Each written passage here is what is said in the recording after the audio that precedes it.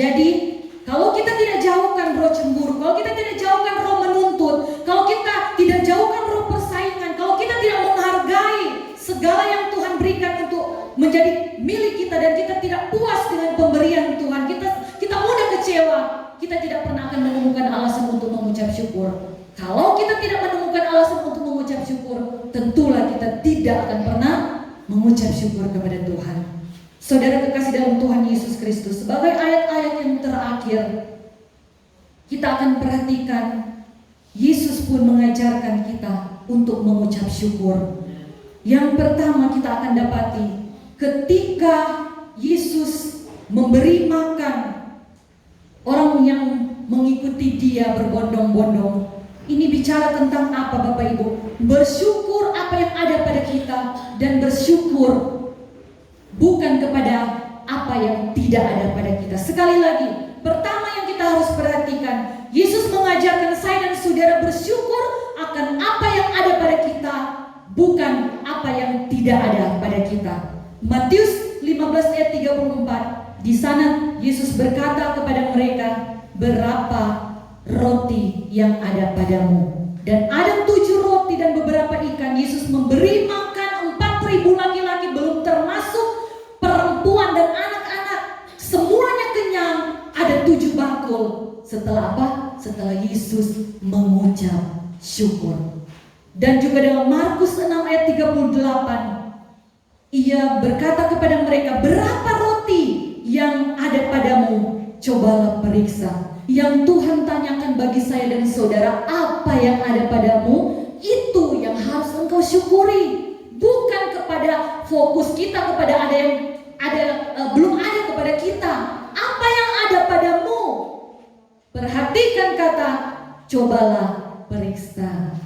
Saya dan saudara diajar untuk periksa apa yang ada pada saya dan saudara. Dan ketika kita periksa itu dan kita mengucap syukur, Tuhan Yesus mencontohkan ketika dia mengucap syukur dengan 5 roti dan 2 ikan, ada 5.000 orang yang makan kenyang. 5.000 itu yang tercatat kata Alkitab hanya laki-laki, belum yang mereka catat perempuan dan anak-anak. Kenyang, 12 bakul yang tersisa. Haleluya, puji Tuhan. Itu adalah berkat kita mengucap syukur dengan apa yang ada pada kita, bukan pada yang tidak ada pada kita. Haleluya. Periksa kata Tuhan, amin. Haleluya. Cobalah periksa saudara di dalam Tuhan. Banyak hamba-hamba Tuhan ketika datang pelayanan di tempat-tempat mungkin yang sederhana, dia pikir Bapak Ibu itu dia datang untuk memberkati. Tetapi tahukah Bapak Ibu, ketika saya datang di sini, saya yang diberkati Tuhan. Karena apa? Ketika saya melihat kenyataan atau kondisi di sini, bicara dengan anak-anak Bapak Gembala di sini, Bu Rohani bilang, oh kami cuma jemaat anak-anak dari Gembala, dari orang tua kami. Bapak Ibu saudara kasih dalam Tuhan Yesus Kristus, periksalah, mengucap syukur kepada Tuhan. Karena apa? Tidak semua gembala sidang dan ibu rohani, sekali lagi saya katakan, tidak semua gembala sidang atau ibu rohani yang bisa sampai pada masa tuanya melayani anaknya sendiri. Amin. Haleluya. Suatu kebanggaan Bapak Ibu, suatu kebanggaan yang tersendiri. Dia bisa melayani anak-anaknya juga.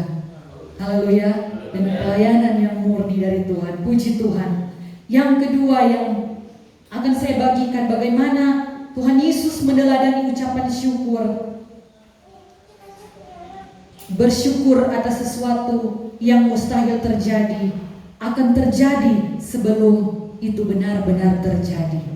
Bersyukur atas sesuatu yang mustahil terjadi akan terjadi bagi saya dan saudara sebelum benar-benar terjadi. Jadi sebelum terjadi, kita syukuri itu sudah terjadi. Ketika membangkitkan Lazarus, Yohanes 11 ayat 41, Yesus berdoa kepada Bapa, katanya, Bapa, aku mengucap syukur kepadamu karena engkau telah mendengarkan aku. Dan Lazarus dibangkitkan karena ucapan syukur. Ada mujizat besar bagi saya dan saudara ketika kita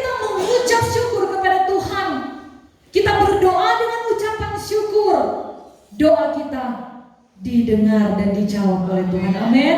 Mujizat-mujizat besar akan terjadi dalam kehidupan saya dan saudara. Untuk itu firman Tuhan mengajar kita, ketika kita belajar mengucap syukur dari Lea, walaupun dia tidak cantik seperti Rahel kakaknya, walaupun dia tidak menarik seperti adiknya, tidak diakui, tidak dicintai, tetapi Lea selalu mencari, Lea selalu periksa dalam dirinya dan menemukan alasan untuk mengucap syukur. Karena selalu ada alasan bagi saya dan saudara untuk mengucap syukur kepada Tuhan. Amin. Haleluya, puji Tuhan. Dan harusnya kita juga seperti Lea menemukan peluang-peluang yang harus kita syukuri, dan kita akan diberkati. Lea dan keturunannya diberkati, saya dan keturunan kita akan diberkati, anak cucu kita diberkati Tuhan. Karena apa? Karena mengucap syukur kepada Tuhan. Haleluya, puji Tuhan. Periksa dan temukan alasan untuk mengucap syukur. Puji Tuhan.